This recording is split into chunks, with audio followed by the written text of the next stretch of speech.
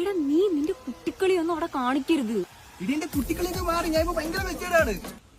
മിണ്ടരുത്. നിന്റെ ഒറ്റ ഒരുത്തന്റെ കുട്ടിക്കളി കാരണം കഴിഞ്ഞ PT മീറ്റിംഗിന് വന്ന എന്റെ അച്ഛൻ 3 ദിവസം ഉണ്ടാ ഹോസ്പിറ്റലിൽ കിടന്നത്.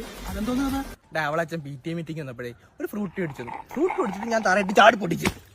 ചെറുതായിട്ട് അവളച്ഛൻ നെഞ്ചിൽ അപ്പോഴും ഫ്രൂട്ട് മേടിച്ച ചാടിയിട്ട് പൊട്ടിക്കണ്ടേടാ. എന്നെ കൊണ്ട് നീ ഒന്നും പറയിപ്പിക്കരുത്. അത് പണ്ടല്ലേ, എനിക്കിപ്പോ നല്ല മാറ്റമുണ്ട്. നീ മെച്ചൂരിറ്റി വന്നത് നീ ഇത് എവിടെ ഓടുന്നത്? എടാ നിന്റെ ഫേസ് നീ കണ്ട ഫുള്ള് ടാൻ അടിച്ചിട്ട് നീ ഭയങ്കര ഡള്ളായിട്ടിരിക്കാ ഇപ്പൊ. ഇത്ര മെയിലടിക്കാൻ പിന്നെ പൈസ ഒക്കെ ഇങ്ങനെ ആവൂലേ? നീ എന്താ ഇത് പിടിച്ചാണ്? എന്തോന്ന്?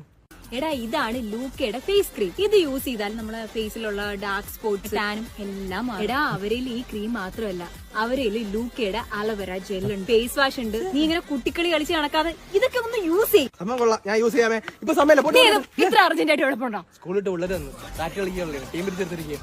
നീ നന്നാക്കില്ല.